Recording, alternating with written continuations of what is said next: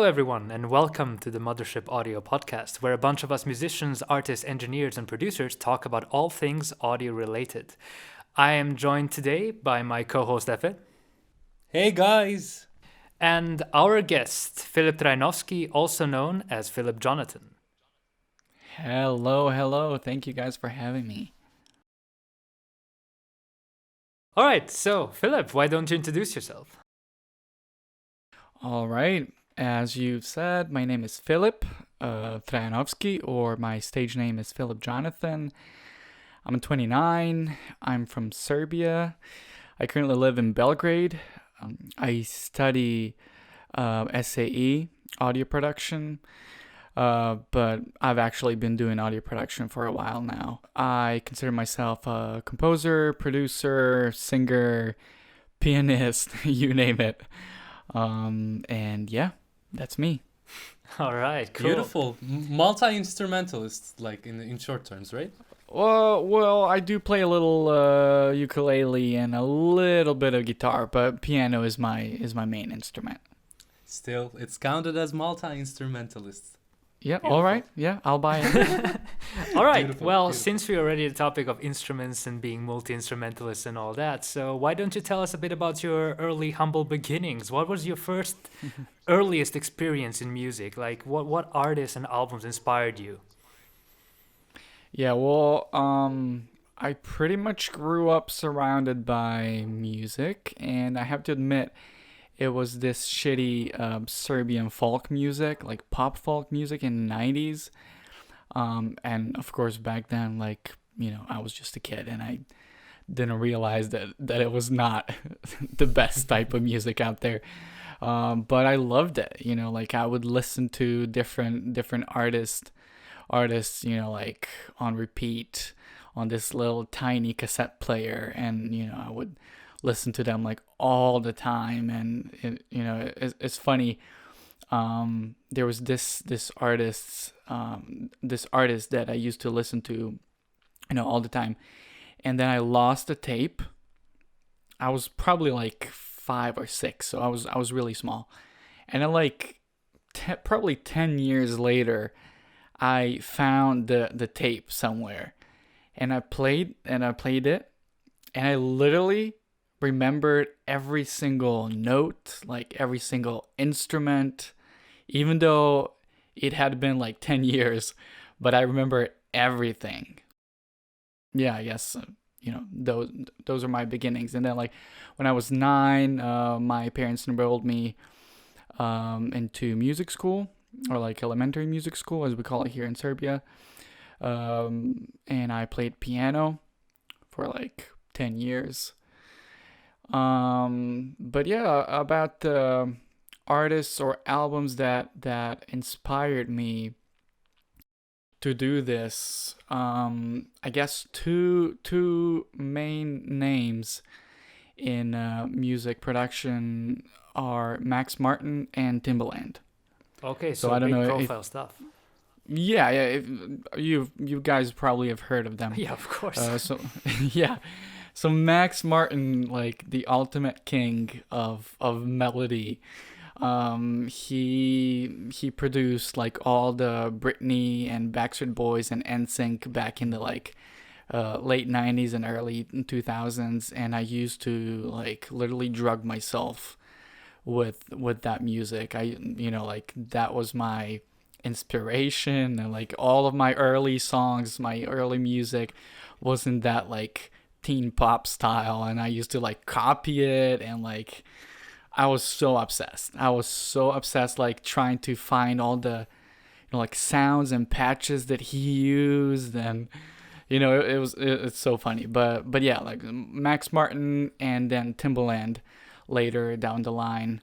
Yeah, And I think it's really interesting for people to actually have a look at Max Martin as well, like what he did. I remember that somebody used to call him the music industry's worst kept secret, because not a lot of people know about him who are just like, listening to music and just like consuming it rather than just analyzing who produces it, because he produced incredible amounts of hits and for so many artists. He worked with Kanye, he worked with Katy Perry and a lot of other artists. It's crazy. Yeah, and it's so inspiring knowing that, like, not only did he do pop, like in the beginning, but he also did like rock. He actually started in a metal band, as a singer of a metal band, and then he, went on to produce like Britney and the guys, and then like 10 plus years later, he's producing like pop rock for Kelly Clarkson, Katy Perry, like Avril, I think, like all these like different genres, and now like in late 2000s, no 2010s, he's producing The Weeknd, Ariana Grande, like all these like different, like totally different artists, which is just mind blowing to me. Yeah, it really is. And well, since you're already kind of there where you found this kind of like teeny poppy stuff, like is that basically is that the moment where you kind of realize like, okay, I want to kind of go into audio production and composition because of this? Yeah, I get yeah. So as I've said, I studied piano for like 10 years, since I was 9 to till I was like 18. And in the meantime, I started doing like I started getting interested in music production and programming music, producing, like arranging and stuff like that, writing my own songs. And I just realized, this is what I want to do. I really enjoyed it, and yeah, I guess, yeah. Beautiful, beautiful, and like an amazing remark there, that this guy has started his career in a heavy metal band. Like, amazing. It tells a lot about where the originality of the modern music comes from. Sorry. Oh, is that right? And, Okay, okay. All right, if and you say so. no, I'm not. I'm not going to, just sit here and say no, I'm right, and this is the correct information. But that's what a metalhead feels like, and any of them that are listening to us right now will probably agree with me. So, uh, Well, you do have a point. Like a lot of guys who are doing pop music were actually metalheads back in the day. I remember that Maroon 5 was like a post-hardcore band when they started. precisely, and like, don't you think that like those glam rock or glam metal bands were the pop stars of the year? Yeah, When it comes to that's actually the true. category. Yeah, Yeah, yeah, absolutely. yeah. Exactly, I mean, exactly. they all kind of came out, from the metal scene looking like David Bowie covered in glitter, basically. And they're like, yeah, we're metal now. Precisely, precisely. And Philip, any hardships or specific moments that during the early years that helped you shape your musical journey or anything like that? Enlighten us. Well, to be honest, not many hardships, well, depending how you see it, because this is Serbia, and the most prominent music style is that pop folk, or whatever you kind of turbo folk, as we call it. So if you want to make it, if you want to make it big, and if you want to have money, and if you want to be known, you kind of have to do that style. And that never really attracted me as I was growing up, even though people around me kept saying, oh, you have to do it, you have to do it, you have to do it. But I just didn't like it. I tried it for a few months, and I hated it. So yeah, if you look at it that way, it is a hardship in a way, because you can't really do what you love and make a living out of it. So I guess that's a hardship. But other than that, like I had a support from my family, to do music, because like I know a lot of people that were really talented, but their parents wanted them to become like doctors or whatever. So I really had open hands when it comes to that, and like my parents supported me and everything. So I'm grateful for that. You know. I think that's the most important part, like taking a step into this kind of industry. as a whole, even if you want to become a producer or an artist or musician, any of them, you just need your inner circle support first, and then Yeah, just yeah, head on definitely, to the journey. definitely, yeah. Yeah, but speaking of which, I mean, I know that your latest single that you composed for Sashka is very kind of has an 80s vibe to it, almost like synthwave in a way. So you kind of did implement a different kind of viewpoint from the general norm, and it's taken off quite a bit. Yeah, thanks for mentioning that. I actually don't like to fit in this mold when it comes to producing, and that's something that Serbian industry or music industry is kind of known for. You know, like when someone comes up with a really popular song, then like everyone, tries to imitate that sound, and everyone starts sounding like one another. So I always like to kind of like be a rebel, but not, like not be a rebel for real, but just do something that's out there, that's not the same. So I've noticed that there haven't been a lot of synthwave songs in Serbia. Just a couple, I think. So I wanted to do this mixture of synthwave, but also just pure like modern pop, and that's how we came up with "Sorry Not Sorry." That's the name of the song. And yeah, Sashka is the girl that actually wrote the song. Yeah, Sashka is a really good singer and musician and producer. Actually, she wrote the song. I am credited as a composer as well, but she did most of the music. I mainly produced it, and she's really good. She literally gave me an open hands and told me you can do whatever you want, whatever you feel like. So I wanted to do that kind of 80s vibe mixed with some modern pop, and that's how we came up with Sorry Not Sorry. It's really cool that you kind of made it out this kind of, as you said, mold of expectation in the industry. So you kind of went your own way, and I'm a big synthwave fan as well, so I'm totally down with that, and I really like the track. So thanks. So basically, when was that time, since you already started producing and you really kind of got your name out there, like when was that time where you felt like, okay, this is what I want to do, like producing and arranging and composing? Wait, didn't you already ask me that? Well, yeah, Kinda. yeah, but like Kinda. specifically, like what was the moment that kind of told you like, okay, this is it, this is my job? So as I've said earlier, I studied the piano for like 10 years, and in the meantime, I started, writing my own music, producing and whatnot, and I also started doing singing gigs. I started singing. I actually started taking opera singing classes, but at the same time, I used to sing, like pop music and stuff like that at pubs and coffee shops and whatnot. I had a few songs on YouTube, back in like 2007, 8, 9. And they had quite a few views actually for that time, and people knew about me in my hometown, and like they would recognize me on the street and whatnot.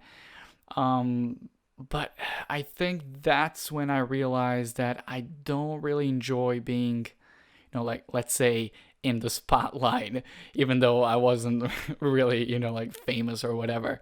But I didn't really enjoy that much, as much as I enjoyed, just like being at home and working on music, producing and stuff like that. So I think that's when I decided that, music production and being, behind the scene is what I really enjoy and prefer. All right, let me start with another question. Is there any particular piece of work you wrote that stands out to you on a personal level? Basically, I suppose your favorite song that came out of you. Yeah. Um, Your I most precious baby. guess. Yeah, my most precious baby. I guess. I mean, I have a few songs out there, as I've mentioned. Whether I'm singing them or I've written them for someone else. But there's a song called "I'll Be Fine" that I wrote, and I sang. Actually, I produced it as well last year. Yeah, it's actually my first official single, and my first song that's on the platforms and everywhere. Um, and I'm really proud of that song. I wrote it like 10 years ago, I think, and I wrote it as a country ballad. So like back in 2012, I think I was really into country, like pop modern country, and I wrote this ballad, and I just it just sat, it sat on my computer, and I just didn't think that it was the right time to produce it, to finish it. And then last year, for one of my SAE assignments, we had to produce a song, and I was like, oh wow, this is a perfect opportunity to like to do this. So I produced it, and like it was this fancy production in an analog studio, and I actually wrote this string arrangement, and I had the string players come in, and like it's really nice. So it's on my YouTube, it's on Spotify, everywhere you can go and hear it. It's called "I'll Be Fine," and yeah, I'm really proud of that song. Yeah, and you can find the link down in the description below, so you can always go check it out. On YouTube though, not on Spotify, because on Spotify it doesn't work. There is actually one more song that I want to mention. It's a song by Sashka that we've mentioned earlier, and it's called "Ali Ali," and it's the first song that we did together. And it's actually the first song that I produced that was like released by a label, and it was aired on like national television and everything. And yeah, I'm actually proud of that song as well. I'd been collaborating with Sashka for about a year prior to that. We did some gigs together, and she asked me to help her produce that single, and yeah, it's this like dance hallish type of song, and yeah, you can also find it everywhere. Wonderful, wonderful. Also, find that on the description of this podcast if you are watching from YouTube. All right, so going on, we're just gonna go into more like casual talk now and just talk about music scenes and production thingamajigs that we do at the end of the episode. So, Filip, why don't you tell us a bit about what's your opinion on the general scene in the Balkans right now? I mean, you can just take a country, or you can take the scene in general of the Balkans, and what did you notice? Like, do you see it developing in some way? Are there certain trends that people should follow? Yeah. To be honest, I don't really listen to our scene that much. I mean, at all. But I know that Serbian scene has a lot of potential. As I mentioned earlier, we people here tend to imitate whatever is popular at the moment. You know, but I see that there are a bunch of artists there and producers that think out of the box and come up with these really innovative productions and songs, and that's it's really good. But unfortunately, because of the few people that are popular at the moment, the less known artists can't really, be heard. But I guess, yeah, that's something that we should all work on, to change that aspect of our scene here, so that younger people and less known people can find their way into the spotlight. So, since we're already on that topic, like, well, what kind of artists would you say that people should listen for or keep their eye open or ears for? Yeah, well, as I've said, I'm not that familiar with our scene. I know that Basivity Music, it's a label and a production company or whatever. They are really good. But what I've personally been listening to lately are, like some American or British artists like Sam Smith, Taylor Swift, Charlie Puth, like Ariana Grande and stuff like that. I'm a top 40 guy, which I know some people, like don't like that. Some people are actually ashamed, of that. But, I don't have any shame. I'm a top 40 guy, and, that's what I do. That's what I like. So, yeah, Exactly. thank you. Thank you. Well, Yeah. I mean, top 40 is top 40 because of a reason. So. Yeah, exactly. Oh, I Yeah, think yeah. that's a whole different episode, like discussing and arguing like what is the exact reason there's a top 40 and why the music scene is like that. But we're gonna keep that for another episode. Yeah. I mean, these artists that I've mentioned, like like Taylor Swift, she's I mean, whether you like her music or not, she's just an incredible, like songwriter and performer, and it's actually rare these days, to have someone with so much input into their music. You have people like, I don't know, like Britney or whatever, that they just sing whatever they're given, whatever their label wants them to sing. But you have like Taylor Swift or Charlie Puth.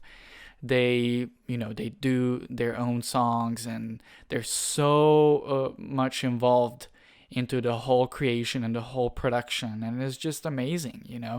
And I bet that it's such a joy to work with those artists. And I mean, to some extent, Sashka, the singer that I've worked with, she's like that. She's involved with like all steps in the production, and she knows what she wants, and yeah, she gets that, and she makes sure that it's a quality product. So yeah, I really admire those people. Amazing. Communication is everything when it comes to the production itself as well. Like communication with the artist. And since as an artist like you too, the producer is an artist as well. The communication and being on the same page with both sides at the same time is a talent. Not that everybody has that talent, but that actually speeds up a lot of process. Plus, the product itself turns out massively amazing. Yeah. That's really true. That's really true. Yeah, and speaking of which, when it comes to this nerdy side of things, like the quoting kitchen side of everything. Yes, I love the nerdy stuff. Yeah, we're entering the audio kitchen now. Exactly, precisely. And when you are cooking, any production techniques that you really like implementing in your work? I don't really have any like secret recipes or secret things that I do. I pretty much do what everyone does. But some of the things that I do like to do is layering drums. I love having 2 or 3 kicks, and then like 4 or 5 claps or snare samples, and then like a bunch of percussion samples. I just love those different layers that you might not be able to hear all of them in a track, but they definitely, give it a certain flavor. And then like besides that, I'm a sucker for like cutting low frequencies. You know, like whatever whenever you like listen to someone, like a tutorial on like mixing or whatever, they're always like, oh, you should always like cut your lows and whatnot. But I take that so seriously. Like I love cutting lows on everything that doesn't need it. Like even like like your bass or your kick. I love like cutting everything that's not needed. Because I love just I mean it might be my OCD. I just love getting rid of everything that's not needed and just having like what what's there, what you can hear actually. Precisely. The basic simplicity in the whole spectrum. Yeah, I'm 100% with you on that. And it helps with mixing and then later mastering and whatnot. And then when it comes to mixing, I also love mixing as I produce. So like you have a bunch of guys that, or like most of the people, they like do their production, like programming and whatnot, and then they bounce everything to audio and then they mix. But like I love actually hearing the sounds as I produce. So like I'll basically be mixing as I produce, and I actually don't have that one project with all the audio files. Yeah, I completely agree with you on that. Like I do the exact same thing. I feel like the mixing process, especially when it comes to more electronic elements, is just as creative as the arranging one. Yeah, that's yeah. It's absolutely true. Since we're already here, we can ask you a bit of a spicier question. So, if you would take any kind of gear and plugins to your desert island, like your must-have, VSTs or whatever, what would those be? When it comes to gear, I'm not that big on physical things, I guess. I'm more of a software kind of guy. But I guess my Apollo, I just recently, like a few months ago, I got an Apollo Twin. Oh, and nice. I love those. Yeah, I love it. So that would definitely be a thing that I would take with me. And of course my MacBook, because like I couldn't do anything without it. Yeah. And when it comes to plugins, I love this topic, but I'm not gonna talk to I chosen two. The first one is Contact. So like Contact is like my go-to instrument sampler. Like I use it for everything. Like every project that I start it with loading a Contact and then loading a piano in it. I use Alicia's keys. That's my go-to piano. It's so nice. It works on everything. Yeah, so like from like strings, brass, I don't know, basses, guitars, you name it. Like Contact has everything. So I definitely would take Contact with me. And a few weeks ago, I got Track Spacer, Waves Factory Track Spacer, which is this tiny plugin for mixing. And what it does is it basically carves out frequencies for whatever you want to be heard, better. For like, let's say you have a vocal and you have a really dense mix and you want that vocal to, cut through nicer. So you put Track Spacer on all the instruments and basically it side chains to the vocal, and then like it just like carves out the frequencies that the vocal uses. It's something like a dynamic EQ, but not quite. It's like I don't know, like it's just like crazy, how they've made it. So yeah, those two. Yeah. Okay. So before we leave, and before saying goodbye to everyone, let's hear about Filip today, let's say. What is the project you are working on right now? Where can people follow your work? What are your future plans? Just enlighten us just a little bit about what is going on in the present time. Yeah. Currently I'm working on Sashka's next single. Not sure when it's gonna be out, but we're working on it at the moment. And a bunch of other projects, but I think Sashka's new song is the biggest one so far, or at the moment. People can find me on YouTube. Filip Jonathan is the name of my channel. Instagram at Filip Jonathan. Facebook at Filip Jonathan. So basically everywhere at Filip Jonathan. So yeah. Yeah, don't worry, guys. He's very easy to find, as you can hear. Yeah. Yeah. And you can also find that on the description part of YouTube. As well. And so, Filip, thank you so much for coming. It's been a blast. No, guys, thank you for having me. It was such a pleasure talking to you. Yay! Amazing. So yeah, that's it for this episode of the Mothership Audio Podcast. Thank you all for listening. I was your host, Alex, and my co-host, Efe. Goodbye, guys. Have a good night. And a big thank you once again to Filip. Thank you. And we're gonna see you in the next episode. Bye-bye. Bye-bye.